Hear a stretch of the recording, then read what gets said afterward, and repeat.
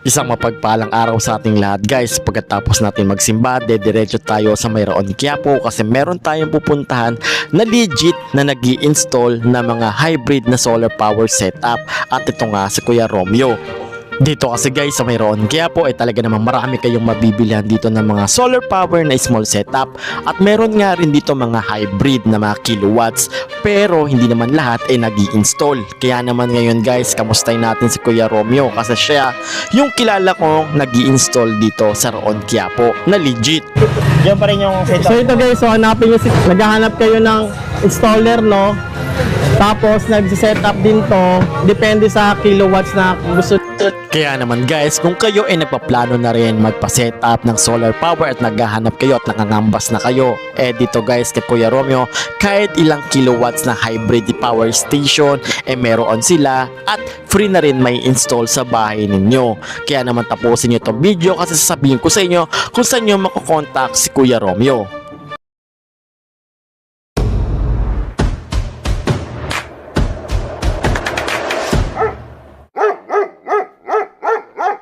At bago tayo guys mag-proceed sa video, baka pwede nyo naman supportahan tong aking YouTube channel. Please like, share at mag-comment kayo dyan kung ano pa yung mga gusto nyong ipahanap sa akin dito sa Mayroon Quiapo. At huwag nyong kalimutan na mag-subscribe at i-hit ang notification bell icon on.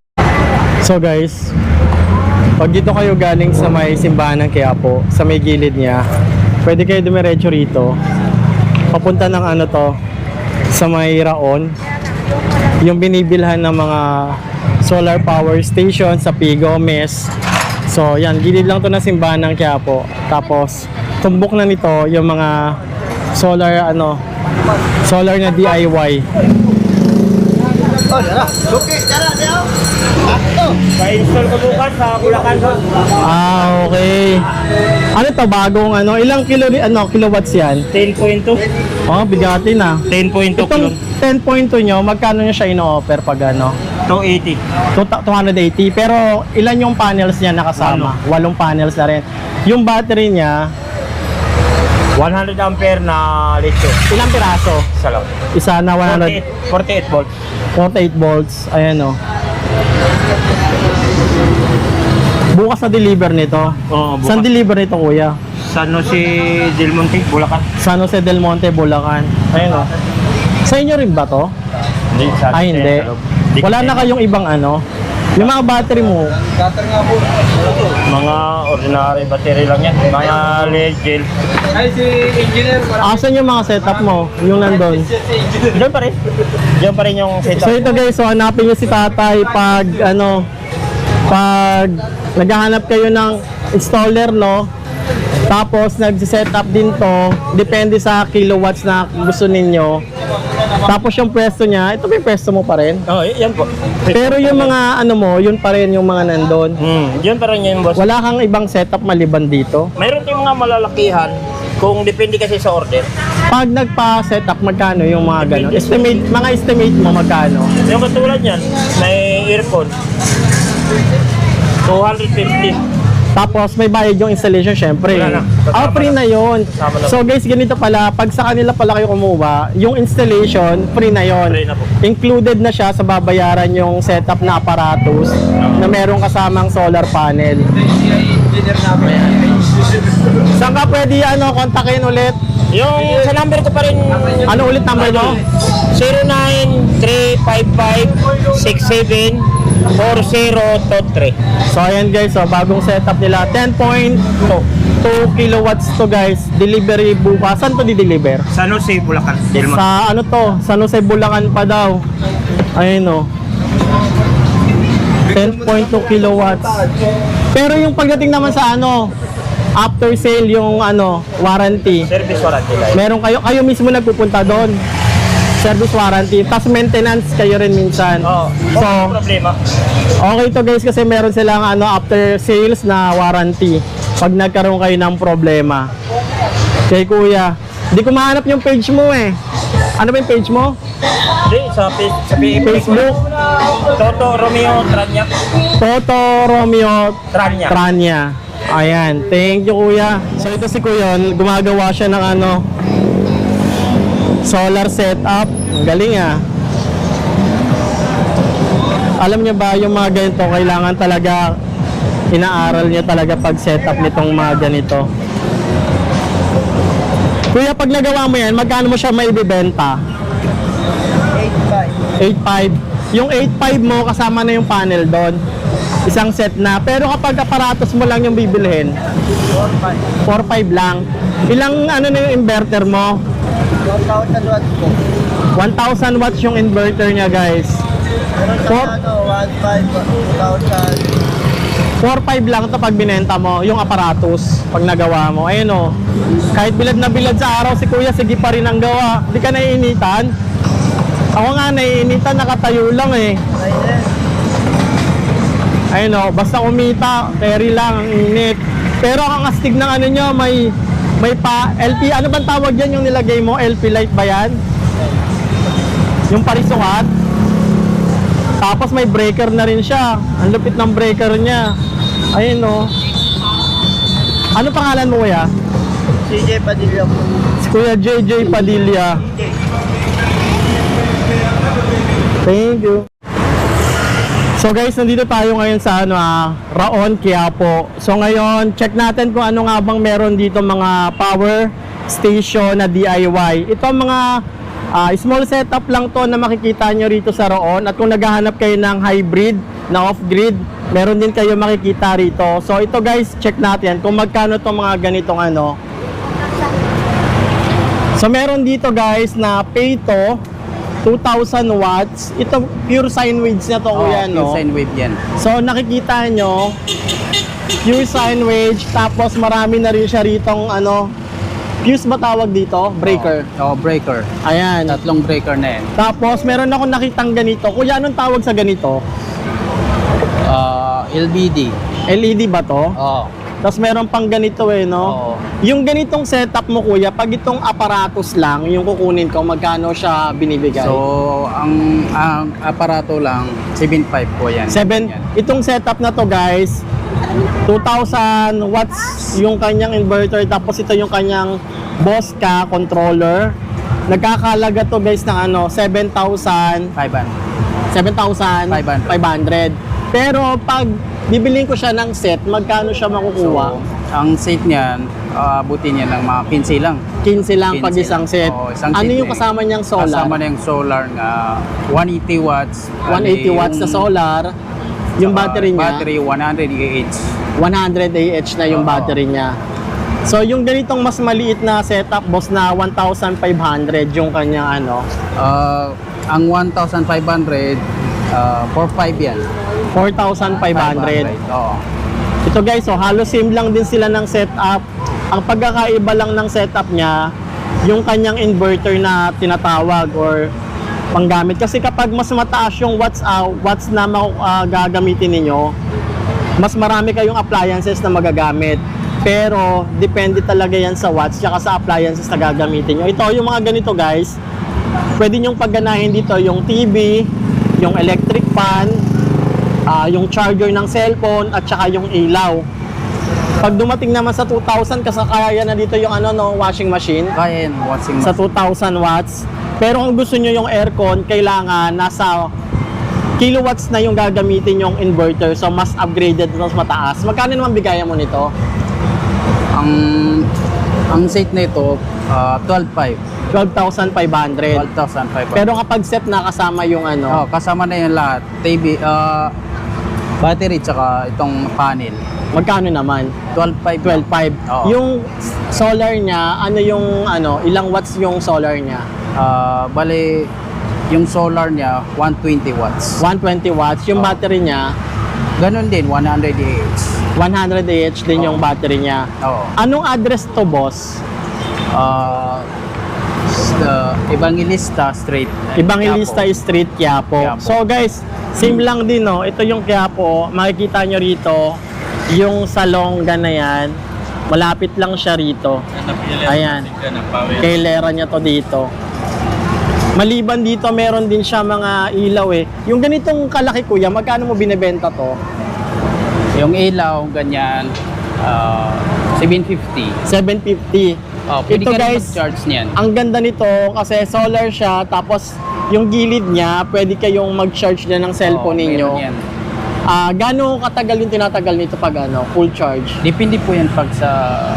Maliban dito guys, marami rin siya rito mga ganitong ilaw. Ayan. May mga solar fan. Ito pinaka-astigo, Solar T CCTV. Magkano yung ganito mo, boss? 3 lang. 3,200. Kasi kailangan pa ba ng internet nito? Hindi na kailangan yung internet Hindi kasi na. may kasama na yung SIM card. May SIM card na. Bali yung itong may SIM card siya, tapos loloadan mo lang yung SIM Oo, card niya. yung SIM card, oo. Okay. Maliban dito, meron pa siya rito. Isang lang to sa'yo rin to Isang lahat. ito. Meron din pala rito mga, mini pan, ganyan. Ayan. Anong pangalan ng hanapin, boss? Danny. Danny. Oo. Yung contact number nyo, boss, wala kayong Facebook page or contact Meron. number? Baka pwede mo i-post natin yung contact number mo rito. Pwede kayo mag-inquire. Pwede ka ba iramin to, kuya, yung isang ganito? Oo, pwede. Ito kasi yung sa akin, guys, ganito. Natag to 200 plus yata to, no? Yung ganitong nabili ko. Kumpara mo dito sa isang nakita ko rito na tig 700, mas malaki talaga siya. Mas maliwanag to. IP68 na rin siya. Ano contact number mo, boss? Kontakin nyo na lang dito, guys. Ino natin yung kanyang Facebook page. Meron din sila ritong solar pan. Yung solar na ilaw. Ito po yung Facebook page namin. Pwede kayo Ito yung kanyang Facebook page. Danny Grande manto yan. Mantoyan, no? Oo. Danny Grande Mantoyan. Yung kanyang Facebook page. Thank you, kuya. Thank you. So ito guys, pero pag aparatos lang magkano? Ito 2.8 to guys. 2.8. Pwede na rito guys yung TV, electric fan, charger sa 500 watts. Pero kung gusto niyo yung may kasama ng washing machine, mas lakihan niyo yung hanapin niyo yung mas malaki yung yung ganito. Inverter, no? Ayan. Yung isa, meron siyang 1,000 watts. Ayan. Gawin yung 2,000 watts yung inverter para pasok sa washing machine. Tapos yung battery, tsaka panel, depende na rin. So guys, sa mga naghahanap ng small setup, patong natin to ditong mic para Ayan. Anong setup yung ginagawa mo, kuya? Ilang watts? 2,000 watts po. 2,000 watts. Yung washing machine. Opo, pwede po. Yung aircon di pa pwede dyan. Washing machine pala. Washing machine. Kasi ito guys, meron na siyang 2,000 watts na, ano ba yung mo? Inverter, modify. Modify siya. Yung modify po siya na nalalaman yung load lang. Okay, may siya. Indicate. May sign yung niya, no? Ayan, so siya mismo yung nagsisetup dito. Pero kinukompute mo naman yung wiring niya, kung Opo. anong kailangang wiring, gaano kataba, gaano kakapal. Tapos meron na rin siyang, ano bang tawag dyan? MPP, yung LPD. LED. Meron na rin siyang nilalagay na LED. LPD. Oo, ayan. LPD. LPD. LP, Lost unit. oh, yun. So yun na yung naglalagay na rin siya niyan. Tapos, yung kanyang breaker. Safety failure po. Ayan, ilang breaker nilalagay mo? Dalawa po. Para sa- Dalawang breaker. sa battery. Magkano mo naman ino-offer yan? Isang set na po nito, yung aparato lang, nasa 4,200 lang po. Ito guys, 4,000 isang aparato na yung. Pero pag may siya, solar, Ano lang po, 11,500. 11,500. Anong size na ng solar niya? 220. Ha? 220 watts, saka 100 ampere na battery. 220 watts at saka 100 Ampere na battery. ampere na battery. So dito lang to guys sa Tapaki. sa may Tapaking lang to, no? Anong street to? Evangelista. Nalilito kasi ako guys sa Evangelista, P. Gomez. Ano ba yung papunta doon? Gonzalo naman yon. Kaya medyo rin guys. Bangilista. Ayan, dito sa Evangelista Street to. Sa harap siya ng Eye on Topic. Tapos ito yung simbahan ng Kaya po, meron dito guys mga Walkman, no? Magkano pa itong mga ganito mong Walkman? Oo. 800 guys, oh. Ano to, di battery? Oo. O rechargeable na rin siya. Rechargeable? Pero may battery to, no? Ayun, no? At habang papauwi na nga ako guys, bigla akong nakita tong mga tinitinda rito ni Kuya na mga old style na mga radyo. Pero wag kayo guys, mukha siyang old style pero alam nyo ba mga rechargeable na rin to at saka pwede siyang is-charge through solar. Kaya naman na pabili na rin talaga ako kay Kuya. At guys, kung kayo yung tipo ng tao na music lover, kung gusto nyo parati makinig ng mga old song, meron siyang FM. Kung mahilig naman kayo makinig ng mga drama, ng mga Dove, dito naman meron din siyang AM. At ang maganda rito guys, pag ayaw nyo makinig ng AM o FM, gusto nyo lang magpatugtog ng sarili nyong music sa cellphone, dito guys, pwede siya connect through Bluetooth. Kaya naman guys, kung kayo yung tipo ng tao na mahilig makinig sa radio, sa drama at music, or gusto nyo rin magpatugtog through Bluetooth, ito guys, para sa inyo to guys, at binayaran ko nga rin talaga to ng 600 pesos lang kasi naka-discount pa ako nun kay Kuya. Si Kuya guys, matatagpuan nyo rito sa corner ng Evangelista at saka P. Gomez. So dito lang siya araw-araw, makikita nyo siya at nagbebenta siya ng mga radyo at sa may tabi lang siya ng bukuhan. So guys, nandito tayo ngayon sa tindahan. So, disclaimer lang guys ha, sa mga pinapakita kong mga solar setup sa Raon, hindi pa ako konektado or related sa kanila. So, pinapakita ko lang sa inyo kung ano-ano yung pwede nyong mabiling mga solar setup doon. Kasi sa Raon guys, marami nagbebenta na rin ng mga solar setup. Meron mga small type at meron din mga hybrid. At kung gusto nyo pagganahin lahat ng appliances sa bahay ninyo, pati installation, pwede na rin. Doon sa Raon guys, kay Kuya Romy, pwede kayong customize at saka pwede kayong magpa-install sa kanila ng solar panel na hybrid. Naman guys, kung tatanungin nyo ako kung may solar setup ba ako rito sa tindahan or sa bahay namin. Dito sa tindahan guys, meron ako mga portable in case of emergency, in case of brownout, meron tayong magagamit para hindi madilim. So pagdating naman solar setup, talagang pinag-iipunan ko yan. Yan yung point ko ngayon, yan yung talagang target ko is mag-ipon para sa solar setup na yan. Gusto ko kasi kapag bibili ako or magpapasetup ako is yung kahit pa paano mga 3 kilowatts na, yung hindi na ako mag-upgrade. Kasi guys, mahirap mag-upgrade kasi alam nyo naman sa mahal ng bilihin ngayon. At huwag kayong magtaka kung bakit medyo pricey sa Raon. Talaga naman kasi kahit mag-DIY kayo guys, mapapamahal din kayo. Kaya naman I suggest, marunong tayo mag-research muna tayo bago tayo bumili. At yung mga nasa Raon naman yan, talagang mga naka-assemble na yan. At ang maganda sa Raon kasi guys, pwede nyo ma-quality check, pwede nyo ma-test bago nyo i-purchase. So, meron din namang service warranty. So, napaka-importante na bago nyo ibilihin yung isang aparato sa Raon, tanong nyo guys kung meron bang service warranty. Meron bang warranty if ever na masira or pwede nyo mga ibalik or maayos sila in case na magkaroon ng problema. So napaka-importante na meron tayong alam pagdating sa solar apparatus. Pag nagpaplano kayo magpa-set up ng solar power station, pag-ipunan ninyo, pag-isipan nyo maigi kasi mas maganda kung magpapa-set up kayo para isang gastusan na lang para kung magpapa-set up kayo, masulit nyo. Sayang kasi kung bibili kayo ng maliit. Siguro yung mga small apparatus, pwede siya sa mga probinsya, sa mga basic lang. Pero kung gusto niyo yung pangmatagalan, mas maganda mag-hybrid kayo na talaga namang mapapagana yung lahat ng appliances niyo sa bahay na unlimited yung magagamit.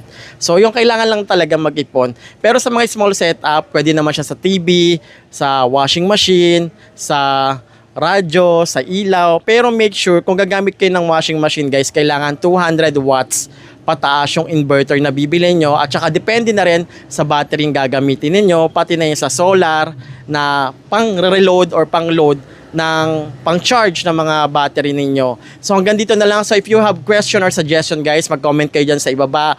Kung sa tingin nyo, ano bang plano nyong solar setup. Ano bang gusto nyong solar setup na ipakabit sa bahay ninyo? Or kung meron kayong question na ipahanap, comment nyo lang dyan sa ibaba at try natin hanapin sa Raon. Mga piso Wi-Fi, ayan, mga vending machine, hanapin natin yan. And if you like this video guys, so don't forget to like, share at subscribe. At huwag nyo kalimutan na i-hit ang notification bell icon on para ma-notify kayo sa mga susunod natin panibagong video na gagawin dito sa ating YouTube channel na Chitsu Pao Family. And huwag nyo kalimutan na i-follow na rin ako sa aking Facebook page na Chitsu Pao Family kasi minsan nagbibigay tayo ng mga puppies doon. At follow nyo na rin ako sa aking main account na John Iwi. So yun lang, thank you for watching at see you on my next video. Bye-bye!